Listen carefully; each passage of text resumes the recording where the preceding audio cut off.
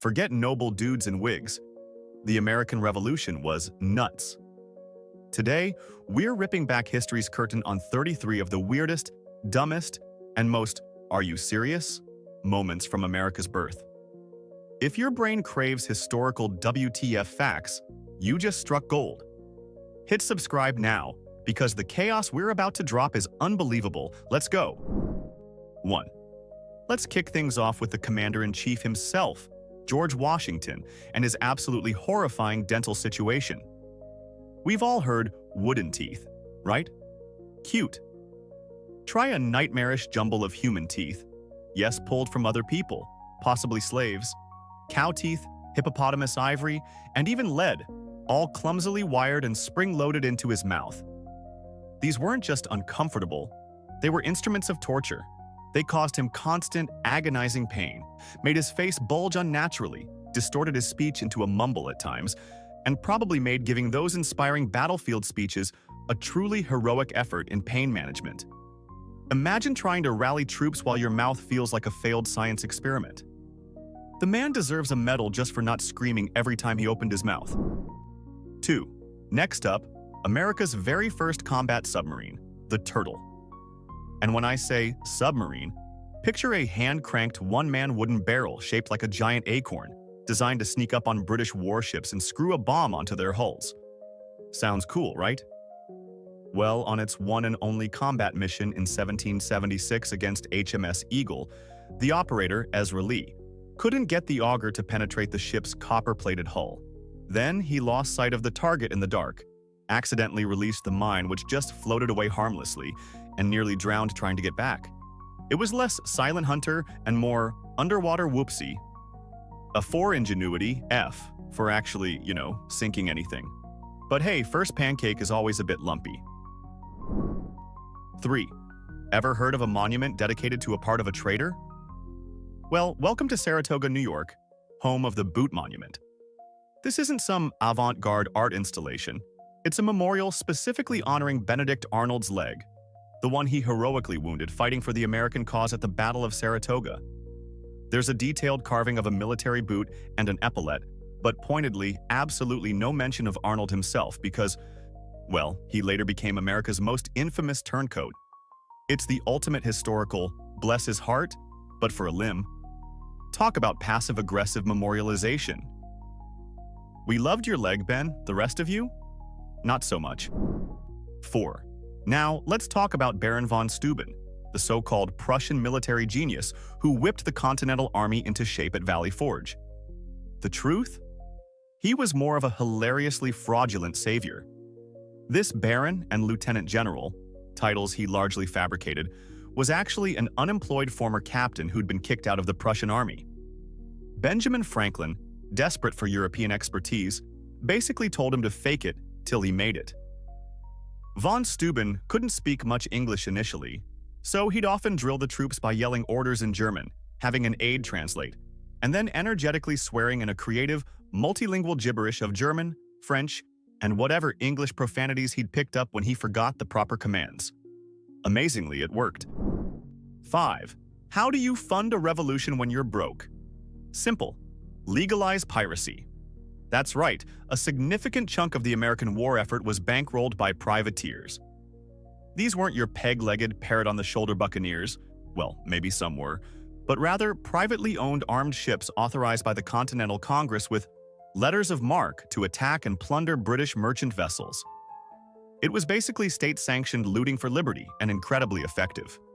They captured hundreds of British ships, bringing in vital supplies, cash, and giving the Royal Navy a massive headache.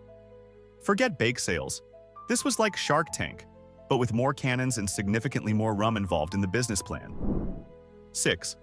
George Washington was a spy master, and his top-secret Culper spy ring in British-occupied New York used some surprisingly domestic methods. Forget dead drops in hollow trees.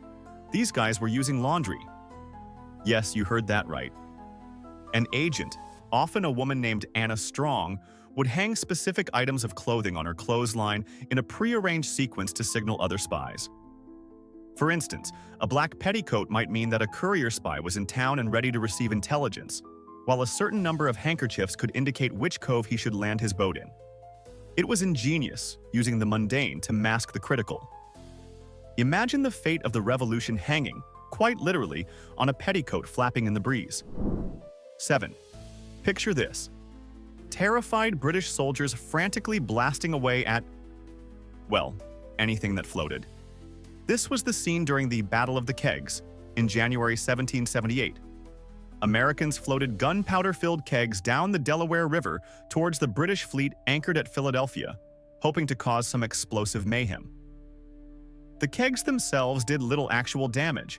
Most were duds or easily avoided, but the idea of these infernal machines sent the British into a complete panic.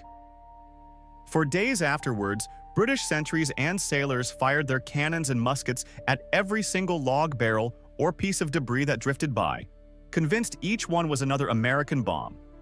It was a psychological victory that also provided some serious comic relief for the colonists. 8. Let's talk about Deborah Sampson, a woman who makes most action heroes look like couch potatoes. To fight in the Revolution, she disguised herself as a man, enlisted under the name Robert Shirtliff, and served for a remarkable 17 months in a light infantry unit engaging in several battles. The most incredible part? When she was wounded by 2 musket balls in the thigh, she allowed a doctor to treat one wound, but then, fearing her identity would be discovered, she snuck away and dug the other musket ball out of her own leg herself, using a penknife and a sewing needle. Let that sink in. The sheer grit and determination to endure that agony to maintain her secret and continue serving is just mind-blowing.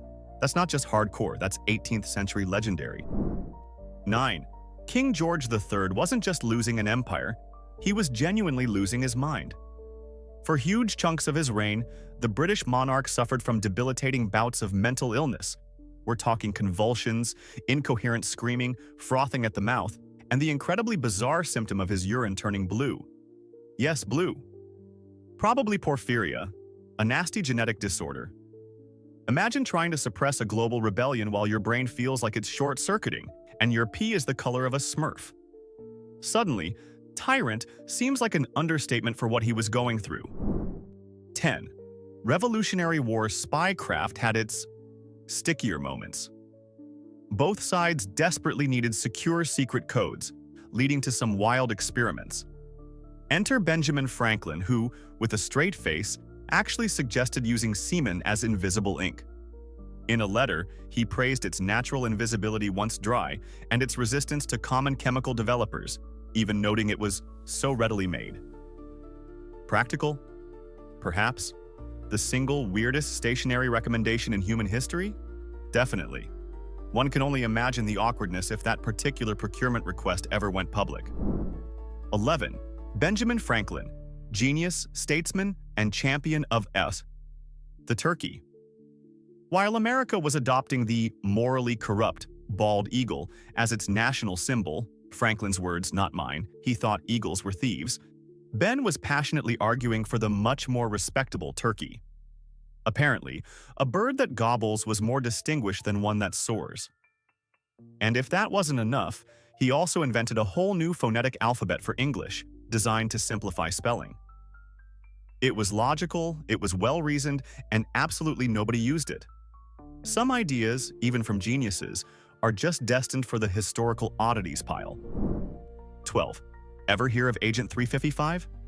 This wasn't some B-movie spy. She was a crucial, real-life female operative in George Washington's Culper spy ring in New York. She risked everything, providing intelligence that swayed battles. The truly bizarre part? Her actual name, her background, her ultimate fate, all a complete blank. Did she die on a hellish British prison ship? Did she melt back into civilian life, her heroism unrecorded? Agent 355 remains one of the Revolution's most tantalizing phantoms, a testament to the unsung heroes whose stories are lost to time. She was a ghost who changed history. 13. The Battle of Bunker Hill. Iconic, right? Colonists bravely facing down the redcoats. Don't fire till you see the whites of their eyes. Except, it mostly didn't happen on Bunker Hill.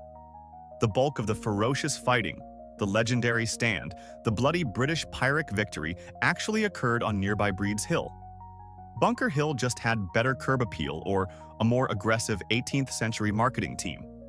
So, one of America's foundational military legends is essentially built on slightly dodgy real estate. Always read the fine print, even in history. 14. Yankee Doodle. Catchy tune, right? Well, it started as a massive British burn.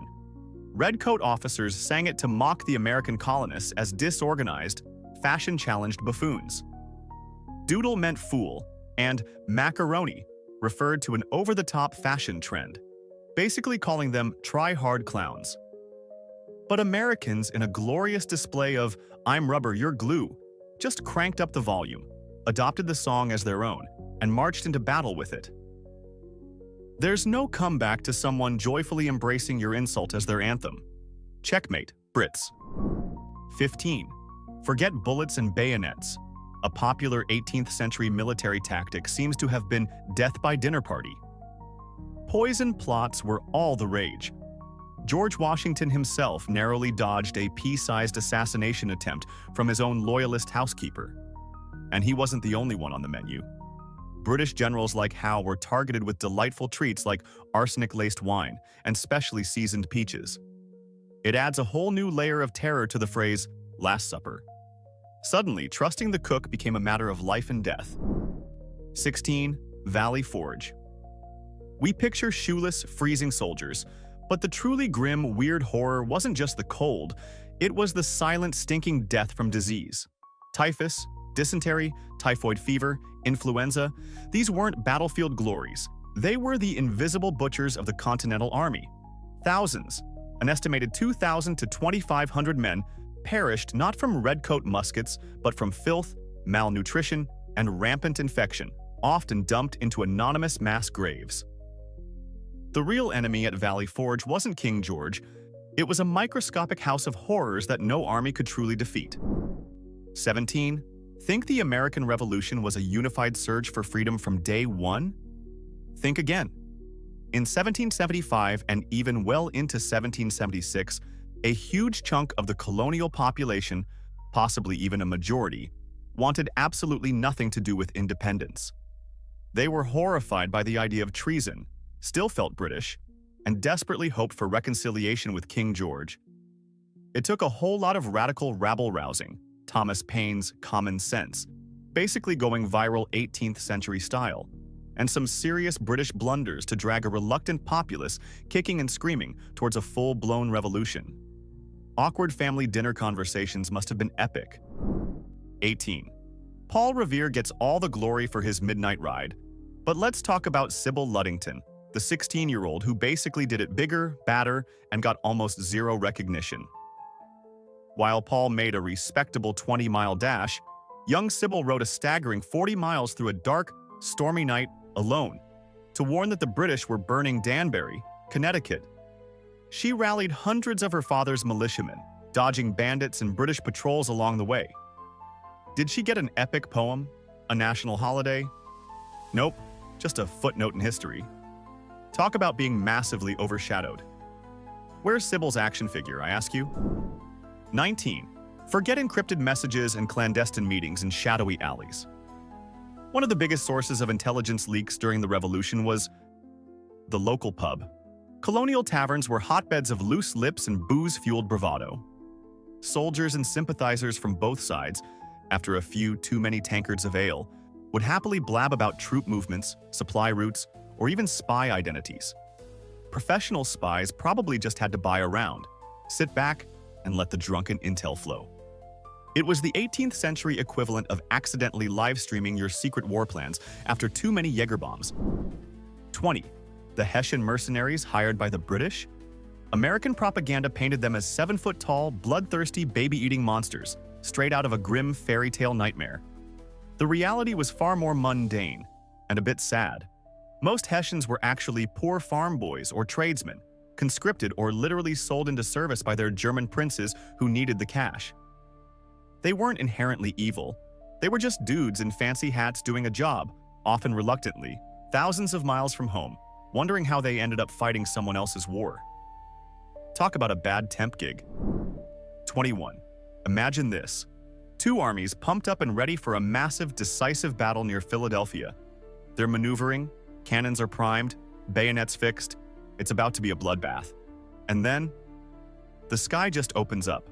Not just rain, but a full-blown torrential hurricane-level downpour known as the Battle of the Clouds. It soaked everyone's gunpowder, turned the battlefield into an impassable swamp, and basically forced both the American and British armies to just awkwardly stare at each other, shrug, and go home. Mother Nature, it seems, was not in the mood for war that day. 22. So, America wins the war, kicks out the king. What's next? For some high-ranking Continental Army officers, the answer was apparently, let's get our own king. Fed up with a weak, chaotic, and perpetually broke Congress, a group of them secretly cooked up a plan, known as the Newburgh Conspiracy, to basically stage a coup and offer George Washington the crown, making him King George I of America. Washington, to his immense credit, was utterly horrified by the idea and shut it down immediately, calling it abhorrent. Close call for democracy there, folks. 23. We've heard of soldiers being hungry, but the conditions in the Continental Army, particularly during winters like the one at Valley Forge, were so dire that some men resorted to truly desperate measures. When the already meager rations ran out, and there were no shoes left to protect their feet, there are grim accounts of soldiers boiling and eating their own shoe leather, what little they had, or any other scraps of hide they could find. It wasn't just about being barefoot. It was about being so starved you'd consider your footwear a potential meal. That's a level of misery that's hard to even comprehend. 24. After the Declaration of Independence, patriotic fervor in New York City led to the toppling of a large, gilded lead statue of King George III on horseback. The plan was to melt it down into musket balls. Poetic justice, right? Well, according to some contemporary accounts, things got a bit weird. As workers began to dismantle and melt the statue, a section of it, rumored to contain a miniature portrait of the king embedded within the lead, supposedly exploded when thrown into the fire. Whether it was a trapped air bubble or royalist black magic, it certainly added a bizarre, almost supernatural exclamation point to the act of rebellion. 25. General Mad Anthony Wayne. The nickname alone tells you this guy wasn't playing with a full deck of cards, or maybe he was playing with a deck made entirely of jokers and dynamite. It wasn't just his enemies who thought he was a bit extra. His famous moniker was reportedly first bestowed upon him by one of his own soldiers, a disgruntled informant, after Wayne threatened some truly Old Testament-level retribution if the man didn't spill the beans. His temper was volcanic, his bravery often bordered on suicidal, and his battle plans sometimes seemed cooked up after a particularly spicy chili. But hey, in a revolution, a little bit of mad can go a long way. 26. Meet General Charles Lee, a man whose eccentricities were almost as legendary as his military misadventures. This former British officer, turned American Major General, was rarely seen without his pack of beloved dogs, whom he openly preferred to most human beings, often bringing them to formal dinners and war councils. When challenged to a duel by Colonel John Laurens, partly for insulting Washington, partly, one suspects, for just being Charles Lee, he reportedly showed up to the affair in his dressing gown and slippers, treating the potentially lethal encounter with the same casual disdain he probably showed a badly cooked breakfast. What a character. 27. While George Washington was freezing his britches off at Valley Forge, trying to hold a starving, shoeless army together through sheer willpower, a delightful little political drama was unfolding behind his back. Known as the Conway Cabal, a shadowy clique of rival generals and ambitious politicians were secretly scheming to have him fired. They whispered that he was incompetent, unlucky, and generally not up to the job of commander-in-chief. Imagine dealing with the British and a bunch of backstabbing colleagues trying to steal your job at the same time. The man needed a vacation, or at least a competent HR department. 28. Think an unpaid intern complaining is bad? Try an entire unpaid, starving, and very well-armed army. In January 1781, the Pennsylvania Line Mutiny saw over 1,000 Continental soldiers, pushed to their absolute limit by lack of pay, food, and clothing, decide they'd had enough. They killed a few officers who tried to stop them, grabbed their cannons, and marched on Philadelphia where Congress was cowering. Faced with their own furious army, Congress actually negotiated and met many of their demands for back pay and discharge. It was a terrifying moment, proving that sometimes the squeaky and heavily armed wheel gets the grease. 29. We've heard of dogs of war metaphorically, but during the Revolution there were attempts to use them literally.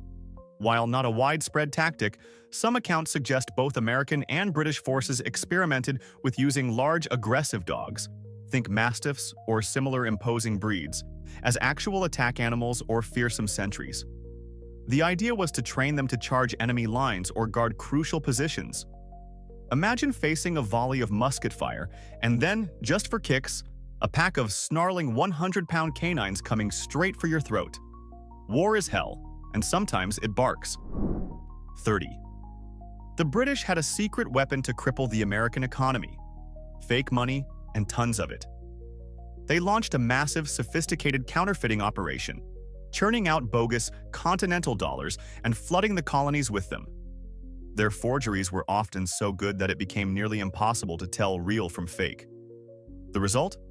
Rampant inflation, economic chaos, and the American currency becoming so utterly worthless that it spawned the enduring phrase, "not worth a continental." It was a masterclass in economic warfare, proving the pen, or printing press, can be mightier than the sword if you're sneaky enough. 31. The 1st Rhode Island Regiment. Doesn't sound too out of the ordinary, right? Except this unit was one of the very few in the Continental Army to be largely composed of African American and Native American soldiers, often referred to as the Black Regiment. And they weren't just filling ranks, they were formidable fighters. At the Battle of Rhode Island, they put up such a fierce, disciplined defense against repeated Hessian assaults that the German mercenaries, usually unflappable, were reportedly terrified by their tenacity and marksmanship. These guys weren't just fighting for independence. They were shattering stereotypes with every volley. 32. Picture this. Washington's army is at Valley Forge, literally starving, freezing, and dying in droves. Meanwhile, just a few miles away in British-occupied Philadelphia, General Sir William Howe throws himself the most ridiculously over-the-top farewell party imaginable. Dubbed the Mischianza, Italian for medley or mixture, it was an absurdly lavish, medieval-themed extravaganza that lasted for days. We're talking jousting knights in elaborate costumes, triumphal arches, orchestras, fireworks, and enough food and wine to feed a small nation. The sheer, blissful, tone-deaf audacity of throwing such a decadent bash while thousands suffered nearby is just chef's kiss for historical WTF moments. 33. So the war is basically won, peace treaties are being signed, and America is on its way to being a shiny new nation. You'd think Congress could finally relax, right? Wrong. In June 1783, after most of the fighting was over, hundreds of furious, unpaid Continental Army soldiers marched on Philadelphia. They surrounded the State House, yes, Independence Hall itself, effectively holding the members of Congress hostage inside. These weren't redcoats.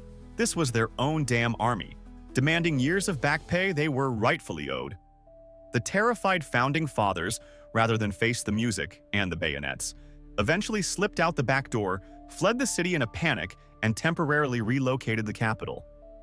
Imagine the government of a brand new country literally running scared from its own heroic, but very broke and very angry soldiers.